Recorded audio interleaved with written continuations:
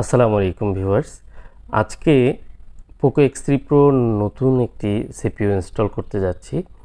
আর এই ফোনটি মূলত মেহেরপুরের গাংনী থানা থেকে সোহেল ভাই পাঠিয়েছিলেন। ফোনটি পাঠিয়েছিলেন অনেকদিন আগে। উনি ওনার লোকালি ফোনটি দেখিয়েছিলেন। এটি সিপিইউ রিবোলিং করেছিলেন, বাট ফোনটি কমপ্লিট হয়নি। আমি একটা বিষয় দেখেছি যে সিপিইউ রিবোলিং করতে গিয়ে অনেক ফোনের সিপিইউগুলো শর্ট হয়ে যায়। অনেক ফোনের সিপিইউ ওভার রিডিং থাকে, যেমন 40, 50 বা 60 এরকম রিডিং চলে যায়। সেক্ষেত্রে সিপিইউটি গরম হয়, এ ধরনের সমস্যা পেয়ে থাকি। আবার কোনো সিপিইউ রয়েছে যে একদম ননসেন্স হয়ে যায়, সিপিইউ লাগানোর পর মাদারবোর্ডে কোনো রিডিং থাকে না। এই যে ফোনগুলো, এগুলো কিন্তু সিপিইউ রিপ্লেস করতে হয়। আবার অনেক ফোনের সিপিইউ ফিজিক্যালি ড্যামেজ হয়ে যায়, নিচে থেকে বল উঠে যায়, সিপিইউ ফুলে যায়, ফেটে যায়। এ ধরনের অনেক প্রবলেম কিন্তু হয়ে থাকে। তো আপনার ফোনের যদি এই প্রবলেমগুলো হয়ে থাকে, ফোনটি যদি কোনো কাজ করা না হয়ে থাকে অন্য কোথাও, পাওয়ার সেকশনগুলো সম্পূর্ণ ওকে থাকে এবং ফোনের হেলথ বা কন্ডিশন ভালো থাকে, তাহলে কিন্তু নতুন সিপিইউ ইনস্টল করে আপনি ফোনটি কমপ্লিট করে নিতে পারেন। তবে নতুন সিপিইউ ইনস্টল করার ক্ষেত্রে আমাদেরকে সব বিষয়গুলো কিন্তু খেয়াল রাখতে হবে যে ইউএফএসটি ভালো আছে কি না, চার্জিং আইসি এবং পাওয়ার আইসি, যে পাওয়ার আইসির যে ভোল্টেজগুলো সেগুলো ঠিকঠাক মতো আছে কি না, এই বিষয়গুলো কিন্তু চেক করতে হয়। এবং প্রতিটা স্টেজে মাদারবোর্ডের রিডিং বা পালস ঠিক আছে কি না, পালস মেপে আমাদের কাজ করতে হয়। কারণ হুট করে শুধু আইসি লাগিয়ে ফোনটি ব্যাটারির সঙ্গে সংযোগ দিয়ে অন করার চেষ্টা করলে কিন্তু ফোনটি অন হবে না। প্রতিটি স্টেজে আমাদের কাজ করে চেক করে এবং ঠিকঠাক মতো কানেক্টিভিটি পাচ্ছে কি না, সব কিছু নর্মাল আছে কি না, এই বিষয়গুলো চেক করে তারপর একটি সিপিইউর কাজ করতে হয়। যাই হোক, আমি প্রথমেই আগে এটির যে ইডিএল পয়েন্ট সেটি জাম্পার করে নেব, কারণ সিপিইউ অলরেডি কিন্তু আপনারা দেখলেন যে ইনস্টল হয়ে গেছে। তো সিপিইউ ইনস্টল হওয়ার পর র্যামটি ইনস্টল করব এবং কি এই ফোনটির যে সফটওয়্যারের কাজটি সেটিও কিন্তু আমাকে করতে হবে। সেক্ষেত্রে অনেক সময় দেখা যায় যে আমরা ইউএফএসটি রিমুভ করে কাজ করি, আবার অনেক সময় ইউএফএস রিমুভ না করেও কিন্তু কাজ করা যায়। তো এক এক সময় আমাদের এক এক কন্ডিশনে কাজ করতে হয়, মাদারবোর্ডের কন্ডিশন এক এক রকম থাকে। যেমন খুব রিসেন্টলি একটি কাজ করলাম, সেই ফোনটিতে ইডিএল মোডে আমি কোনোভাবে ফ্ল্যাশ করতে পারছিলাম না। কিছু অংশ ফ্ল্যাশ ফাইল রাইট হওয়ার পর সেটি এরর আসছে, ডিসকানেক্ট হয়ে যাচ্ছে, বারবার ট্রাই করে পারছিলাম না। আর আপনারা জানেন যে একটি সকেটে ইউএফএস রাইট করতে গেলে অনেক লম্বা সময় লাগে। যা হোক, পরবর্তীতে সেটি নর্মালি আমি সকেটে লাগিয়েই কিন্তু ফ্ল্যাশ করে তারপর ফাস্ট বুট মোডে আসার পর কিন্তু আমি আবার ফুল ফ্ল্যাশ করে কাজটি কমপ্লিট করলাম। সেক্ষেত্রে একটি ধারণা থেকে আমরা অনেক সময় কিন্তু মনে করতে পারি যে হয়তো সিপিইউটি প্রবলেম বা মাদারবোর্ডটি প্রবলেম, এরকম অনেক কিছু আমাদের আসলে ধূম্রজাল সৃষ্টি হতে পারে। তো একটি কাজ করা ফোনের যখন আমরা কাজ করি তখন আসলে অনেক বিষয়ই কিন্তু আমাদের জানা থাকে না। যেমন চার্জিং আইসি বা ইউএসবির যে প্রোটোকল কমিউনিকেশনগুলো, সেগুলো যদি ঠিকঠাক মতো না পায় তাহলে কিন্তু ফ্ল্যাশ হবে না। দেখা যাচ্ছে প্রথমত ইডিএল পোর্ট করছে এবং কি কানেক্টিভিটি হচ্ছে, আইসি ফরম্যাট করা যাচ্ছে, সব কিছু করা যাচ্ছে, কিন্তু ফ্ল্যাশ করতে গেলে ফ্ল্যাশ হচ্ছে না। এ ধরনের অনেক সিচুয়েশন আমাদেরকে কিন্তু অনেক সময় পড়তে হতেই পারে, যারা এই কাজগুলো করেন তারা জানেন। তো প্রত্যেকটা বিষয়ে কিন্তু আমাদের সচেতন থেকে কাজ করতে হয়, একভাবে না হলে হয়তো অন্যভাবে ট্রাই করতে হয়। সেজন্য সবচেয়ে গুরুত্বপূর্ণ আমাদের এই মোবাইলের কাজে আমি যেটি দেখেছি সেটি হচ্ছে সময়। আমাদের সময়টি এতটাই গুরুত্বপূর্ণ যে একটি ফোন নিয়ে আপনারা যদি ভাবেন যে একটি ফোন সারাদিন সময় দিবেন, বা একটি ফোনের পিছনে আসলে অনেক বেশি সময় আমাদের দেওয়া হয়ে ওঠে না বা দিতে পারি না, কারণ একই সাথে আমাদের অনেকগুলো কাজ করতে হয়। আসলে এইসব কাজ যদি আপনি নির্দিষ্ট একটি জায়গায় বসে বা বাসায় বসে করেন, যেখানে কেউ কোনো কথা বলবে না, ডিস্টার্ব করবে না, বা একটি কাজের উপরে আরেকটি কাজ দিবে না, সেই জায়গাটিতে আপনি খুব ধৈর্য সহকারে এই কাজগুলো করা সম্ভব, আপনি পারবেন। আর আমি যে কাজটি করি এখন বর্তমানে দেখা যায় শপে একটির পর একটি কাজ থাকে, প্রচুর চাপে থাকতে হয়। যেহেতু কুরিয়ারের মাধ্যমে দেশের বিভিন্ন জায়গা থেকে ফোন আসে, সেগুলো সার্ভিস করতে হয়। এরপর লোকাল যে কাজগুলো সেগুলোও সার্ভিস করি এবং সিপিইউ রিবোলিংয়ের কাজ সারাদিনে যেগুলো থাকে সেগুলো সম্পূর্ণ করে অন্যান্য যে ক্রিটিক্যাল কাজগুলো সেগুলোও করার সময় আসলে সব সময় হয়ে ওঠে না। তো যা হোক, বর্তমানে যে কাজগুলো করছি আসলে খুবই গুরুত্বপূর্ণ যে কাজগুলো, যেগুলো না করলেই নয়, সেই কাজগুলো এখন বর্তমানে করছি। আর কাজ করা ফোনগুলো বর্তমানে নিচ্ছি না। নতুন সিপিইউ ইনস্টলের যে কাজগুলো এগুলো নতুন মাত্রায় আমি করব কিছুদিন পরে। আপনারা যারা এই প্রবলেমগুলো রয়েছে, যাদের মাদারবোর্ডগুলো ফ্রেশ কন্ডিশনে রয়েছে, তাহলে তারা আপনারা যোগাযোগ করতে পারেন। আর যাদের মাদারবোর্ডের কন্ডিশন বেশি খারাপ থাকে সেগুলো আসলে অনেক সময় এবং অনেক আনলিমিটেড খরচের ব্যাপারটি তখন বলা যায় না, কারণ একটি ফোনের বিভিন্ন সমস্যা কিন্তু থাকতে পারে, অন্য অন্য জায়গাগুলোতে সমস্যা থাকার সম্ভাবনা থাকে। যেমন খুব রিসেন্টলি একটি কাজ করলাম, এই ফোনটিতে কাজ করতে গিয়ে আমি আসলে খুব বিরক্ত হয়েছিলাম, কিন্তু কিছু করার নেই। তো মূলত মনে হচ্ছিল যে সিপিইউ রিবোলিং করলে ফোনটি অন হয়ে যাবে, বাট সিপিইউ রিবোলিং করার পূর্বে দেখি বোর্ডটি অটোমেটিক টু রিডিংয়ে শর্ট। এই টু রিডিং শর্ট রিমুভ করার পর আমি যখন ফোনটিতে কাজ করলাম এবং দেখলাম যে এটির নন সেন্স কন্ডিশন। তো নন সেন্স যখন দেখলাম তখন এটির যে ভোল্টেজগুলো সেগুলো চেক করে দেখলাম অনেক ভোল্টেজই ছিল, বাট এটির যে শর্ট ছিল সেটি হচ্ছে 8150L যে আইসিটি লাইটিংয়ে কাজ করা হয়েছে, এখান থেকে এটার ডায়োড, ক্যাপাসিটর এগুলো শর্ট ছিল এবং কয়েলটি বার্ন হয়ে গিয়েছিল, বুস্ট কয়েল যেটি, সেটি সব কিছু রিপ্লেস করার পরেও ফোনটির রিডিং যখন ননসেন্স, তখন আইসিটি সন্দেহ হলো। আইসিটি রিভলভ করে লাগানোর পরেও হলো না, আইসিটি পরে রিপ্লেস করলাম। রিপ্লেস করার পর রিডিংটি আসলো স্বাভাবিক পর্যায়ে।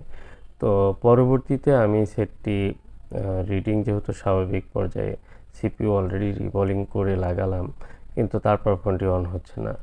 তো এক পর্যায়ে দেখলাম যে ইউএফএসটি প্রবলেম, ইউএফএসের পার্টিশন প্রবলেম হয়ে গেছে। সেগুলো আবার রিপার্টিশন করে বা সফটওয়্যার করে মূলত সেই ফোনটিকে আবার রান করলাম। রান করার পর দেখি সেটি চার্জিংয়ে প্রবলেম রয়েছে, মানে যে বার্ন হয়েছে বা শর্ট হয়েছিল এই সময়ে যে ভোল্টেজের প্রবলেমগুলো, সেগুলোর কারণে, গরম হওয়ার কারণে অনেক কিছুই প্রবলেম হতে পারে।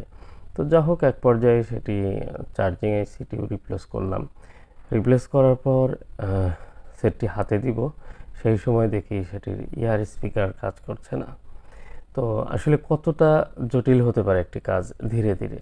দেখুন এই যে এই ফোনটি কিন্তু অন করার পরে এখন এই যে ক্যামেরার লেন্স দেখুন কি অবস্থা, লেন্সের মধ্যে মনে হয় আঠা লাগিয়ে রেখেছে। তো যা হোক, এই যে ফোনগুলো আমরা যখন কাজ করি আমি বারবার বলি যে লেন্সের ব্যাপারটি খুব গুরুত্ব সহকারে দেখবেন, কারণ এই ফোনটি কোনো না কোনো সময় তো ঠিক হতেই পারে। সেটি যদি রিপেয়ার হয়, এই লেন্স খারাপ থাকলে তখন ফোনটি কিন্তু আর ভালোভাবে ইউজ করতে পারবে না।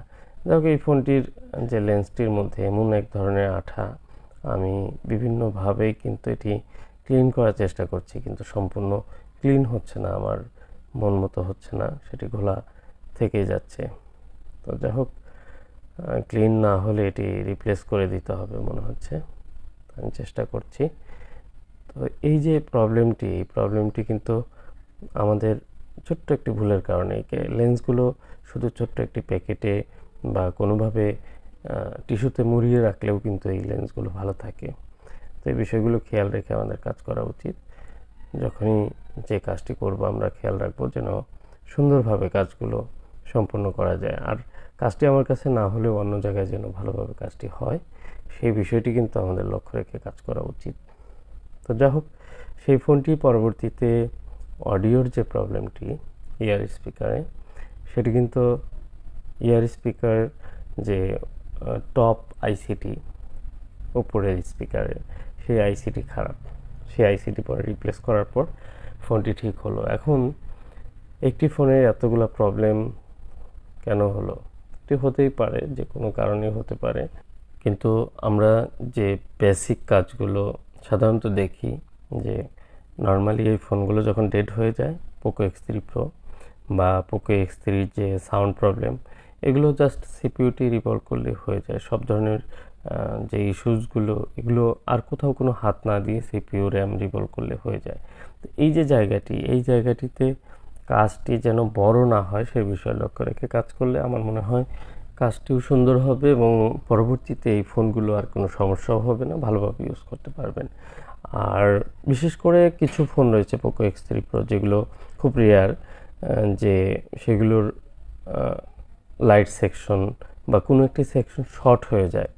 এই ফোনগুলো পোকো X3 Proতে আমি দেখেছি শর্ট হয়ে যাওয়ার পর সেই ফোনটি ডেড হয়ে যায় এবং সেটির রিডিং কিন্তু অন্যরকম থাকে। দেখা যায় সেটির চার্জিংয়ে কোনো লোডিং নিচ্ছে না। যখনই আপনার সিপিইউ বা কোথাও শর্ট হয়ে যাবে তখন কিন্তু কোনো চার্জিংয়েও রেসপন্স থাকবে না। অতএব আপনি মাদারবোর্ড না খুলে বা চেক না করেই মোটামুটি বলা যায় যে এটি নর্মাল রিডিং নেই। তো একটি নর্মাল ডেড কন্ডিশনের যে ফোনগুলো, সেগুলো আপনি বর্তমানে ইন্টেলিজেন্ট যে চার্জারগুলো রয়েছে সেই চার্জারগুলোর মধ্যে কানেক্ট করলে দেখা যায় যে এই ফোনগুলোতে 0101 এরকম একটি লোডিং থাকে। তো যা হোক, আমি এই ফোনটি অন করে তারপর সব কিছু চেক করে এরপর কিন্তু আমাকে আবার গ্লোবাল রুমে ফিরতে হবে, কারণ এটি ইঞ্জিনিয়ারিং রুমে রয়েছে। তো এটি দিয়ে অন করলাম, অন করে সব কিছু কাজ রয়েছে সেগুলো শেষ করে তারপর অফিসিয়াল রুম দিব। তো এই যে বিষয়গুলো, একটি ফোনের ক্ষেত্রে যখন সিপিইউটি চেঞ্জ করা হয় তখন আমাদের অনেকগুলো স্টেজ পার করে তারপর সিপিইউ কিন্তু চেঞ্জ করে সম্পূর্ণ কাজটি সম্পূর্ণ করতে হয়। তো সম্পূর্ণ জাস্ট একটি ফোন যদি ওকে থাকে, সেই ফোনটি যদি আপনি শুধু সিপিইউটি ড্যামেজ হয়ে যায়, যেমন সিপিইউ ফুটে গেছে বা ফেটে গেছে বা ড্যামেজ হয়ে গেছে, এই ধরনের ফোনগুলোতে আর কোথাও কোনো কাজ না করে শুধু নতুন সিপিইউ ইনস্টল করে সফটওয়্যারে কাজ করে ফোনটি কিন্তু একদম আগের মতো সচল করা সম্ভব। তো আজকের যে সোহেল ভাই গাংনী থেকে পাঠিয়েছিলেন, মেহেরপুর গাংনী থানা থেকে, উনি আমাকে রিকোয়েস্ট করেছিলেন যে ওনার ফোনটির কন্ডিশন এবং একটি ভিডিও দেওয়ার জন্য। আরেকটি বিষয় হচ্ছে, উনি বেশ অনেক দিন আগে এই ফোনটি পাঠিয়েছিলেন। উনি ফোনটি পাঠানোর পর আমাকে আনলিমিটেড সময় দিয়েছিলেন অনেক দিন, যে আপনি আপনার সময় নিন কিন্তু ফোনটি কমপ্লিট করে দেবেন। এই ফোনটিতে আমি বেশ কয়েকবার সিপিইউটি রিবোলিং করে বা সিপিইউ ডায়াগনোসিস করে দেখেছি যে আসলে সিপিইউটি শর্ট খারাপ রয়েছে, অন্যান্য সব কিছু ঠিকঠাক রয়েছে, যে কারণে আমি নতুন সিপিইউ ইনস্টল করার সিদ্ধান্ত নিয়েছি। ওনাকে জানানোর পর উনি অ্যাগ্রি হয়েছেন এবং বলেছেন যে সিপিইউটি সুন্দরভাবে ইনস্টল করে আমাকে জানাবেন এবং ভিডিওটি শেয়ার করবেন। তো আজকে যে কাজটি করলাম এবং এই কাজটি থেকে আমরা অনেক কিছুই জানতে পারলাম। আশা করি ভিডিওটি ভালো লেগেছে। আপনাদের ভিডিওটি ভালো লাগলে অবশ্যই লাইক করবেন আর চ্যানেলটি সাবস্ক্রাইব করবেন। বর্তমানে প্রসেসর ইস্যু নিয়ে যত কাজ রয়েছে সেগুলো কিন্তু আমার এই চ্যানেলে আমি আপলোড করে থাকি। সামান্য ব্যক্তিগত ব্যস্ততার কারণে আপনারা জানেন যে আমি নিয়মিত ভিডিও দিতে পারছি না এবং আসলে কন্টেন্টের মান হয়তো আগের মতো ভালো দিতে পারছি না। খুব শীঘ্রই এগুলো সব কিছু ইমপ্রুভ হবে ইনশাল্লাহ। আর সেই সাথে দেখা যায় যে এখন বর্তমানে অনেক কাজও আমি নিচ্ছি না, কারণ কুরিয়ারে অনেক কাজ অনেকেই পাঠাতে চান, সব ধরনের কাজ নিতে পারছি না, কারণ আমি ব্যক্তিগতভাবে একটু ব্যস্ত আছি। কিছুটা দিন আমার একটু সময় লাগবে এই ব্যস্ততা কাটিয়ে উঠতে। সেই সাথে আমার শপের কিছু ডেকোরেশন চেঞ্জ হচ্ছে, সেগুলো নিয়ে একটু কাজ বন্ধ থাকবে।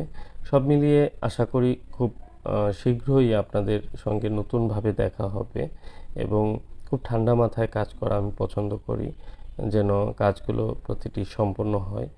আর আমার কাজের একটি কোয়ালিটি হলো যে আমি যে কাজগুলো করি আমি নিট অ্যান্ড ক্লিনভাবে করার চেষ্টা করি, আর সেই ফোনগুলোতে যেন ভালো সার্ভিস পান সেই বিষয়গুলো খেয়াল রাখি।